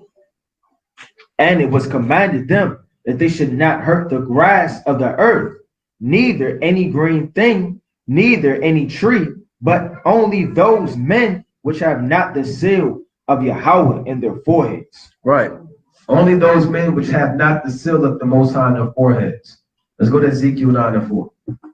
Right. So who's going to get destroyed by these locusts? The 2/3. Right. The heathen. Everybody. You had a question, brother? I was going to say, like, for scorpions, also much time like a helicopter. Right. The way, yeah, when you look at the backup. I wish we could pull up the picture. Right. If you look at a war helicopter, like at a 45-degree angle, the tail of it resembles a scorpion. Right. We want to see if we can pull it up. Right. So this is how you know what John was looking at. It wasn't a flying helicopter. I mean, a flying scorpion. Right? Those things don't exist. And if they do, show me. I want to go see them. Right, there you have it, man. Right? There you have it. All right, let me see if I can pull up something. Okay, we're going to pull this up real quick. Bear with me. Salakia, Israel. Right, so we're going to pull this up to see if we can show you. All right, when you look this up, oh, look at that. All right, you can kind of see that on your own. Kind of the same thing. Right?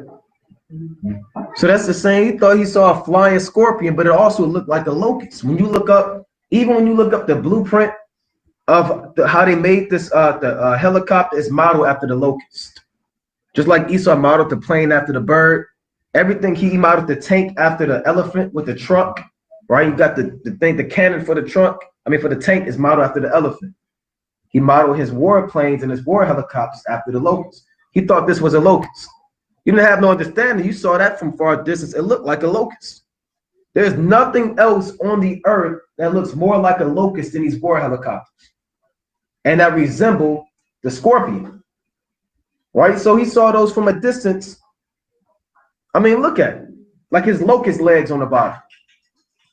All right? They're flying together loud. Yeah, flying together and they loud, like the brother said, like loud locusts. So that's what John is looking at. So we have to break down what John couldn't break down through the Spirit. All right? So let's read on. 9 and 5. This is the book of Ezekiel, chapter 9. Oh, Salaki, Revelation 9 and 4. I mean, Salaki, we had it right the first time. Ezekiel 9 and 4. Then we're going to go back to Revelation 9 and 5. This is what the seal.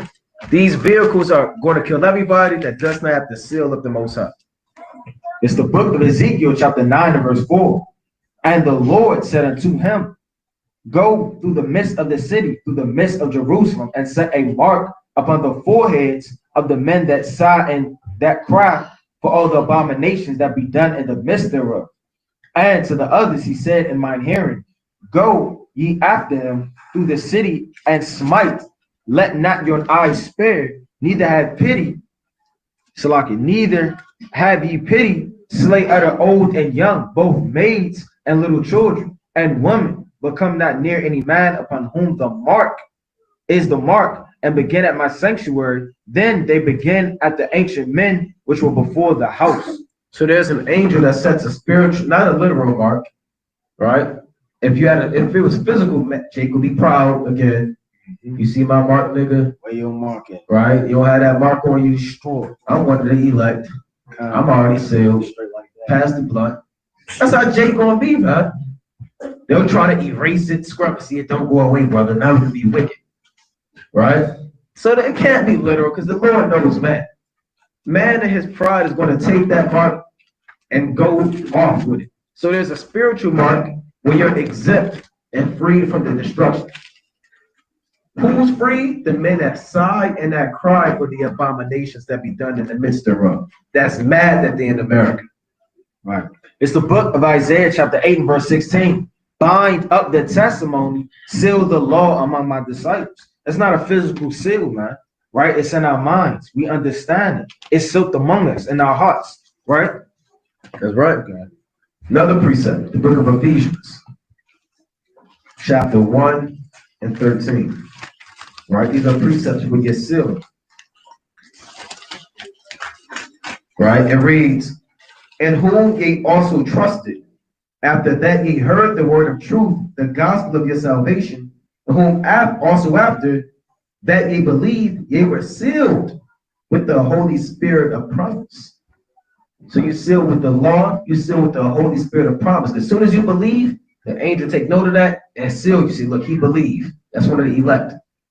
Right? And then the brother that's teaching, you might get the reward, man. Because you out there sealing all of these men through the Spirit. And the angel got his hand, keep sealing all these, probably doing all of the breakdowns and videos, and you're on the highways. But get this, man. Look, you sit on the throne. I'm busy. You keeping me busy, man. So that's how it's going to be. You got to go out there and do the work. So the brother that's listening, he believed. The angel right there, they waiting to see if he's sealed. So they can rejoice and turn up. Did he seal him? Did he seal him? Boom, he sealed. Then he started turning up, man. Like I tell you in Luke chapter 15. So the angels are always waiting to have a good time. But they can't have a good time unless you do the work. Another point. That's going into charity too. Going out in the highways and byways. That's right. The Lord said nothing greater than that. But resting your body, right? Snowing, sleet outside, all hell breaking loose. It's hot as hell, right? People tumult trying to fight you, and we out there trying to do the work of the Lord, man. Right? To seal the hope for elect. That's right. That's right. So let's go back to Revelation 9. What makes sense so far for the Aku? All praises. All right, so Revelation 9 and 5. It's the book of Revelation, chapter 9 and verse 5.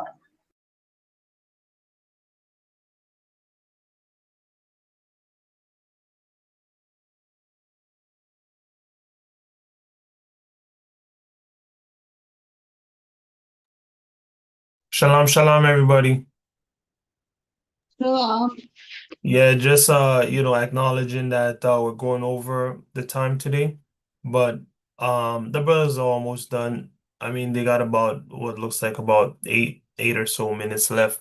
So we'll let this finish, and then we'll have a quick little discussion afterward, and keep the Shabbat festivities going afterward on our own. All right, so the brothers are almost done, so yeah, just stay vigilant. And to them it was given that they should not kill them, but that they should be tormented 5 months. And their torment was as the torment of a scorpion, like when he striketh a man. Right. So when these so-called war helicopters are destroying man on the earth, it's not meant to utterly kill them, but to torment them like when a scorpion would sting you. Doesn't kill you immediately. You asphyxiate, you cough, you choke, you bleed, your eyes get puffy, and you slowly fade away, right? That's how it's going to be in the end times, right? You have, like I said, you have chemical warfare, biological warfare, certain missiles, certain destruction that's going to have man go through this painful death, right? This pain and agony. Did it say for how long? It said for 5 months. How long is 5 months in the Bible? Is that literal? It's the number 5 literal. No, the number 5 is not literal. The number 5 is spiritual for just a certain dispensation of time. 7 is perfection. 3 is completion. We went into 8 last night. 8 is infinite. 4, we went into that on Thursday, right? 4 is infinite. 6 is destruction, right? All of these numbers carry weight. The number 5 just means a certain portion of a whole amount. We're going to prove it. This is the book of Matthew, chapter 25 and verse 1. Then shall the kingdom of heaven be likened unto 10 virgins, which took their lamps and went forth to meet the bridegroom. How many is these 10 virgins? It said 10. Completion. So that's just a random amount, an infinite amount, right? And 5 of them were wise, and 5 were foolish. So what can 5 be? If 10 is just a complete amount, 5 is just a portion of it. That makes sense? Right? So 5, meaning some were wise, some were foolish. Just a certain portion. That's what the number 5 represents biblically. Just like the 5 months for a certain period of time. Right? Not a complete amount of time, because if it was a complete amount of time, Yahweh Shai wouldn't return. So it has to be for a period of time until Yahweh Shai returns. You got another precept? Let's go to Isaiah chapter 19 and 17. Let's get another precept dealing with this number 5. It's the book of Isaiah chapter 19 and verse 17. And the land of Judah shall be a terror unto Egypt. Every one that maketh mention thereof shall be afraid in himself, because of the counsel of the Lord of hosts, which he have determined against it. Meaning, when we return, as we return back to the Most High in the last days, this Isaiah, 19 and 17. As we return back to the Most High in the last days, we're going to be a terror to these Edomites. All right, they're fearing you. And that day shall 5 cities in the land of Egypt speak the language of Canaan and swear to the Lord of hosts. Right, are there 5 cities in America where you can go and all they do is speak the language of Canaan? All right, what is it talking about? 5 cities in the land of Egypt shall speak the language of Canaan. Portion of what? For what people? We're going to do what? Speak the language, so we're going to be teaching the language. There you go. We're going to be teaching. We're going to be in the scriptures. The language of Canaan is parabolic for the Hebrew, the scriptures. Not actually, brothers. 5 cities you go to will be speaking the language of Canaan. A certain portion of Israelites are going to be keeping the commandments in the last days. And you have 5 wise virgins and 5 foolish. You have 5 cities speaking the language of Canaan. What are the other 5 cities going to be speaking? The language of Esau, Babylonianism, false doctrine, lies, Christianity, hypocrisy, right? Lewdness, confusion, right? So 5 is always balanced out with this number 10. You're going to have a just balance. 5 is going to be wise, 5 is going to be foolish, 5 is going to be speaking the language of Canaan, 5 is going to be speaking the language of Esau. And that's not your actual language. It's actually your works that you do. All right? You got a question, brother? Is there a precept aside from Isaiah 19 and 17? For number 5? Not law, language of Canaan. Yeah, Zephaniah, the 3rd chapter. I will turn to the people with pure lip. Right, let's get that. Yeah, Zephaniah was at 3 and 8. Yeah. There you go, brother. That's what you asked, brother. Is there another precept for that? Put us on trial, brother. All right? It's the book of Zephaniah, chapter 3 and verse 9. For then will I turn to the people a pure language, that they may call, and may all call upon the name of the Lord to serve him with one consent. That's twofold. That's speaking about the actual language, but also man is going to be keeping the laws and commandments. All right, the pure tongue, the pure language, the truth that we're going to be speaking. All right, so that's what you want to. You got Zephaniah 3 and 9, Isaiah 19, right? And we'll find more in due time for you, brother. Okay. Wow. Con, all praises. Con.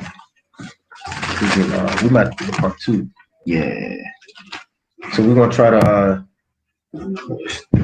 Yeah. So let's. We have to do a part 2 of the lesson. So let's read that again. 19 and. It's like in Revelation 9. We have 9 and 5 again. This is the book of Revelation, chapter 9 and verse 5. And to them, lucky, one more precept with the number 5, Luke 16 and 27. Right? Another precept. I've heard brothers say these 5 months, they said 19, what is it, 1913, 1914, 1915, 1916, 1917. They actually said that's those years. You ask them what scripture is that, I'm not sure what scripture they're going to pull. right? But you have to go through the precepts. Kenny, was that 1627? Yeah, we're gonna read Luke chapter 16, verses 27 and 28 to still deal with this number 5. This is the book of Luke chapter 16 and verse 27. Then he said, I pray therefore, Father, that thou wouldest send him to my father's house, for I had 5 brethren, that he may testify unto them, lest they also come into this place of torment. Right. So this Esau trying to get out of his judgment by saying, I got my people, we're gonna repent. We can repent, right? I'm seeking out carefully with tears how to get out of this damn slavery that I'm in, man. But if he didn't have literally 5 brothers, right? It's just a parable speaking about him trying to escape his judgment. All right. So that's dealing with the number 5. This is the book of Revelation, chapter 9 and verse 5. And to them it was given that they should not kill them, but they should be tormented 5 months, and their torment was as the torment of a scorpion when it striketh a man. When he striketh the man. And with that, we're going to continue to do a part 2. Most are willing, finishing Revelation 9. We may even go to Revelation chapter 10, right? Just to, round things off. All right. With that, Brother Naquan, Brother Ryan, most are willing, everybody was edified. We'll continue where we left off next week. We headed to camp. We're about to do the work. Kwam Yasha Allah. Shalom.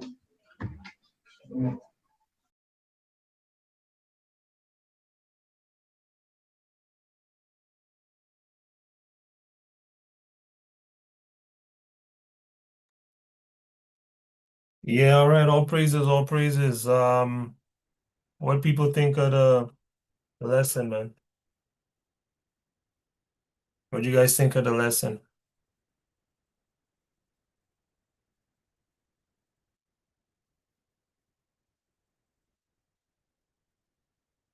Shalom. Shalom. Yeah. Well, actually, before we get into that, I just want to say to the people that watched and will watch online, if you want to continue to get truth like this to the scriptures, be sure to subscribe to the page. All right. We deal with the facts of the Bible. All right. The decolonized facts of the Bible, man.